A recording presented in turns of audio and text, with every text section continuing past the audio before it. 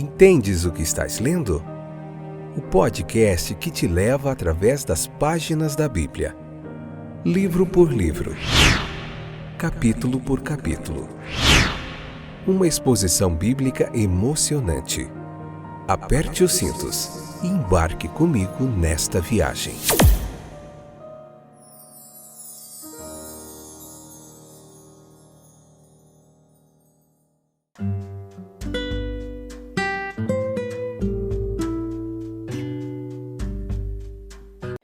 Olá, meus queridos companheiros de viagem através das páginas da Bíblia. Eu sou o Fábio e esse é mais um episódio do podcast Entende o que estás lendo. Que bom que você está aí, que bom que você está se dedicando um tempinho para meditar na palavra de Deus. Essa deverá ser provavelmente a melhor parte do seu dia. Uma das melhores escolhas que você fez no seu dia, refletir na palavra de Deus. E é para isso que a gente está aqui, para contribuir com você nesse propósito de se aprofundar mais no texto bíblico, aprender mais da palavra de Deus. Estamos aqui há mais de 5 anos fazendo aquilo que Deus colocou no nosso coração, que é transmitir um conhecimento armazenado há mais de 30 anos de ensino e aprendizado do texto bíblico, e também os nossos estudos, reflexões, meditações, devocionais a respeito da palavra de Deus para você. E isso vai lhe custar só abrir o celular, entrar no Spotify, na Deezer, na Amazon Music, no YouTube Studio, iVox, Podchaser, One Republic, aonde mais? Na Amazon Music, em tantos outros distribuidores de podcasts, na Apple Podcasts, em tantos outros você encontra esse trabalho. Escute, compartilhe, leia a Bíblia e espalhe a mensagem gloriosa da palavra de Deus. São mais de 940 episódios. Hoje, Romanos capítulo 5, parte 2, a 12ª temporada, nós estamos meditando no livro de Romanos, episódio de número 955. É muito conteúdo para edificar o seu coraçãozinho, sair com o coração bem quentinho pelo poder da palavra de Deus. No versículo 2, leia lá desse capítulo 5, Paulo fala um pouco desse estado de privilégio do cristão. Parece que o apóstolo ele se alegrou em passar das demonstrações da credibilidade do pleno evangelho, da credibilidade do plano do evangelho, para considerar a felicidade daqueles que o abraçaram e desfrutavam de seus privilégios. Sua pena ali, enquanto ele escreve, brilha, ao exortar a si mesmo e a seus leitores a experimentarem o pleno conforto da reconciliação com Deus. Quando o nosso direito à propriedade é contestado, podemos gastar tempo examinando as Escrituras e verificando nossas reivindicações, mas em geral é mais saudável e satisfatório nos estabelecermos com serenidade na propriedade e colhermos os frutos de seus tesouros. Entremos com confiança na morada que o amor divino nos garantiu e não permaneçamos sempre justificando o projeto de seus fundamentos e arquitetura. É como um palácio em que fomos admitidos, uma casa de graça, onde desfrutamos do favor de Deus e que é provida das dádivas da bondade divina. Ele viu a necessidade de suas criaturas, compadeceu-se de sua miséria desamparada, as protegeu da tempestade e lhes concedeu inúmeras provas de bondade. E ali reina a paz, uma sensação de segurança plena. Cada móvel, cada quadro nas paredes, cada veste, cada refeição, tudo isso fala da misericórdia divina, de uma mudança de atitude para com aqueles que são recebidos dentro dos recintos sagrados. E a gente fala de um lar permanente, do qual entramos para nunca mais sair. A graça não muda, não é inconstante, portanto, permanecemos ali sem o temor de um dia perdermos nossa posição pela arbitrariedade do Mestre. Quanto ao portão de entrada, é por meio de nosso Senhor Jesus Cristo. Ele é a porta das ovelhas, um caminho vivo para o mais santo de todos. Ele é a nossa introdução, acesso à corte do Rei. Sua obra de misericórdia e justiça nos permitiu obter livre entrada na herança. Os querubins e a espada flamejante não mais barram o caminho para o paraíso de Deus. E qual é o único passaporte necessário? Pela fé. Nós entramos neste estado de graça e a pergunta na porta é: crês no Filho de Deus? Confiar em Cristo é sentir o anseio por um coração renovado pelo perdão divino e reconhecer nele o caminho, a verdade e a vida. O ceticismo ele pode manter os homens à distância. A incredulidade pode virar as costas para a mansão. A dúvida tímida pode permanecer olhando melancolicamente para o pórtico. Mas o cristão é impelido a marchar humildemente, porém destemidamente, pela entrada designada para os salões de luz e cânticos na presença de Deus. E qual é a alegria daqueles que se fazem presentes lá, dos internos? Eles estão repletos de exultação por causa de sua condição presente, já estão cercados por muitas marcas do favor divino. Constantemente encontram novas belezas na construção dos aposentos e novas evidências da habilidade, previdência e amor divinos. Mas sabem que isso é apenas um prenúncio de uma felicidade ainda maior. Eles triunfam na expectativa da glória vindoura. Tem a promessa e muitos sinais de uma revelação mais completa do caráter e propósito de Deus. Ele se aproxima de seus hóspedes até que finalmente o véu dos sentidos seja removido e cada ocupante do palácio seja envolvido pelo esplendor de seu trono. Toda a poeira da jornada para o lar celestial, todo vestígio de impureza desaparece dos peregrinos coroados com o brilho da presença celestial de Deus. Meus queridos, existe um fruto abençoado de uma árvore amarga. Romanos capítulo 5, versículo 3 ao 5. As cartas de Paulo são repletas de paradoxos, às vezes estranhos e surpreendentes para nós. Em outro trecho, ele se descreve como alguém triste, mas sempre alegre, como alguém pobre, mas enriquecendo muitos, como alguém que nada tem, mas possui tudo. Aqui ele fala do cristão como alguém que se gloria nas tribulações. Ele vinha falando dos efeitos da justificação pela fé e termina dizendo: e nos gloriamos na esperança da glória de Deus, versículo 2. Nossa alegria, porém, ela não se limita ao futuro. É verdade que há preocupações e tristezas nessa vida presente. Mas isso não significa que devemos adiar toda alegria até chegarmos à terra do Espírito. Não, diz o apóstolo ousadamente. Nos gloriamos até mesmo nas tribulações.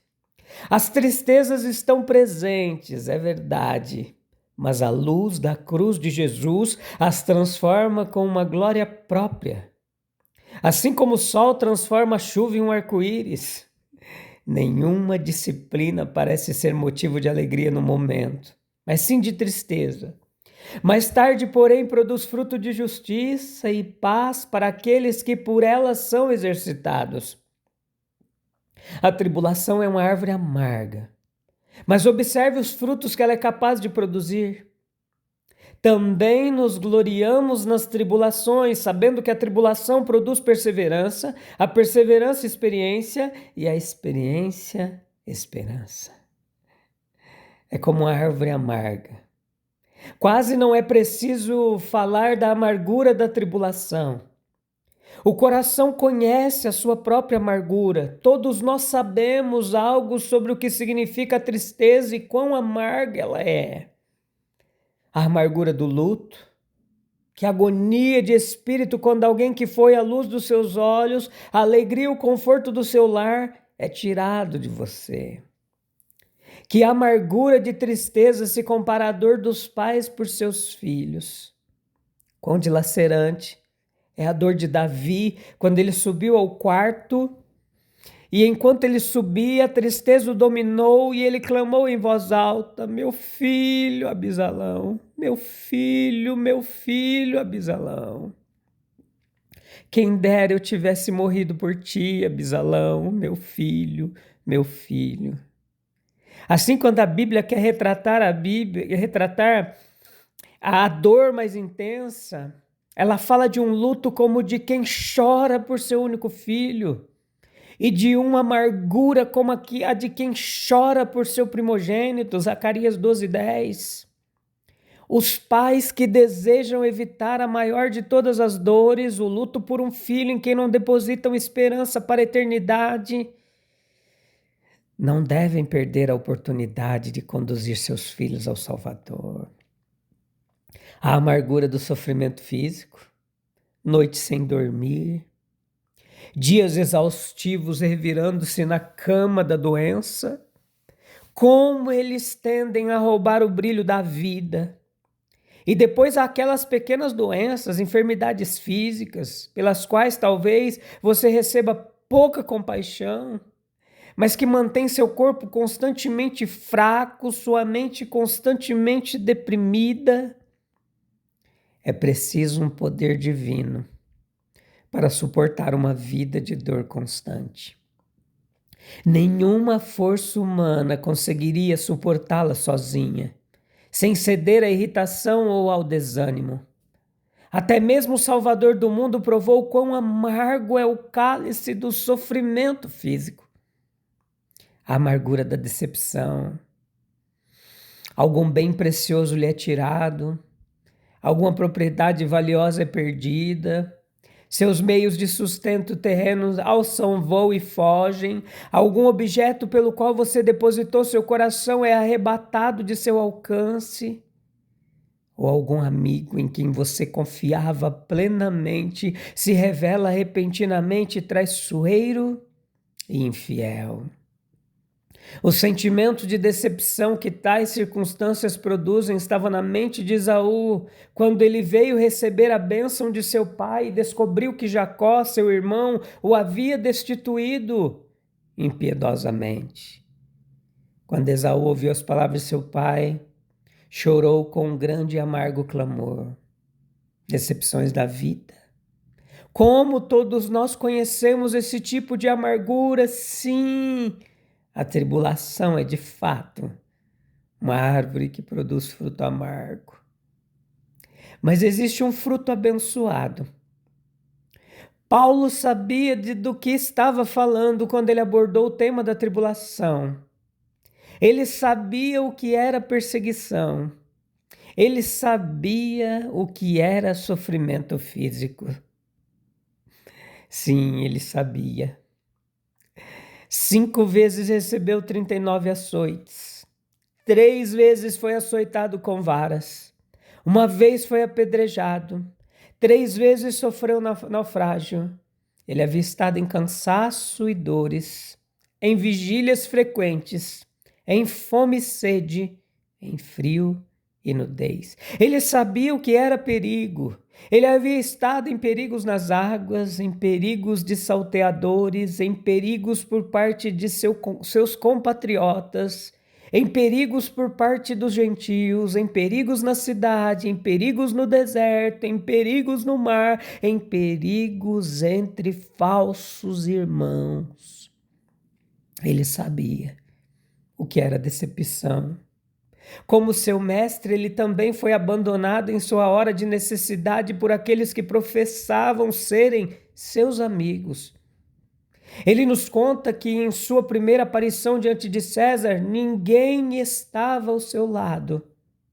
Mas, quaisquer que fossem as provações que ele havia enfrentado quando escreveu isso, ou quaisquer que ainda o aguardassem.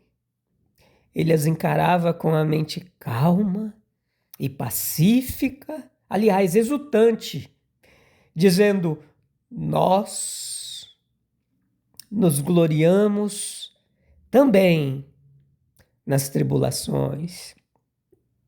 Ele sabia que frutos abençoados poderiam ser colhidos daquela árvore amarga. Em primeiro lugar, havia paciência. A tribulação produz paciência. Paciência, na verdade, que significa a capacidade de perseverar.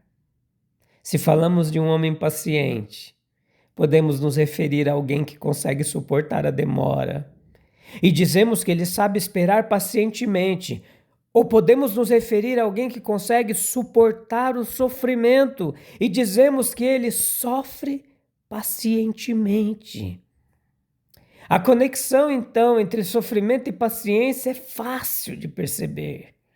É pelo sofrimento que se aprende a sofrer, isto é, a ser paciente. E se analisarmos a experiência prática, certamente descobriremos que o cristão mais paciente é aquele que mais sofreu. Ele nem sempre foi assim. Talvez a princípio ele fosse como bloco de mármore bruto e não polido. Ele estava disposto a resistir à mão que o castigava. Mas o sofrimento veio, repetiu-se inúmeras vezes como processo incessante de atrito ao qual aquele bloco de aparência áspera é submetido. Mas aos poucos ele saiu do sofrimento com as arestas de seu temperamento suavizadas e a rebeldia extirpada de seu espírito. E assim como o mármore, ele se torna liso e brilhante após o árduo processo pelo qual passa. Tal é a função do sofrimento: purificar, iluminar o caráter e produzir paciência na alma. De fato, a palavra tribulação, ela transmite essa mesma ideia, ela deriva do latim tribulum, que era um instrumento usado pelo agricultor romano para separar o grão da palha. Esse processo era descrito como tribulatio. Assim também ocorre no mundo espiritual. O sofrimento e a tristeza limpam a palha, o orgulho, o egoísmo, a desobediência, que se encontra em maior ou menor grau em todas as nossas naturezas. Meus queridos, pensemos mais no resultado do sofrimento do que no sofrimento em si. Mais na paciência que ele desenvolverá do que na palha que ele levará embora. E então também nós aprenderemos, como Paulo, a nos gloriarmos também nas tribulações, sabendo que a tribulação produz perseverança. Dentre tantas outras coisas que a gente poderia falar aqui. Mas enfim, vamos caminhar para o final de mais um episódio. Deus é tremendo, maravilhoso. Aleluia. Meus queridos, a graça de Deus não apenas nos concede entrada em sua presença, mas também nos sustenta durante toda a jornada. Em Cristo nós recebemos acesso a um estado de favor permanente e mesmo as tribulações que parecem tão amargas tornam-se instrumentos nas mãos de Deus para produzir perseverança, caráter aprovado e esperança. Se Deus usa até as tribulações para o nosso bem, como nós devemos enxergar as dificuldades que enfrentamos hoje? Oh Deus, nós te agradecemos, porque por meio de Jesus, nós temos acesso à tua graça e podemos permanecer firmes em teu favor. Eu te encontro no próximo episódio. Tem muita coisa ainda para a gente aprender da palavra de Deus, tá bom? Um abraço. Deus continue te abençoando. Até breve. Tchau, tchau.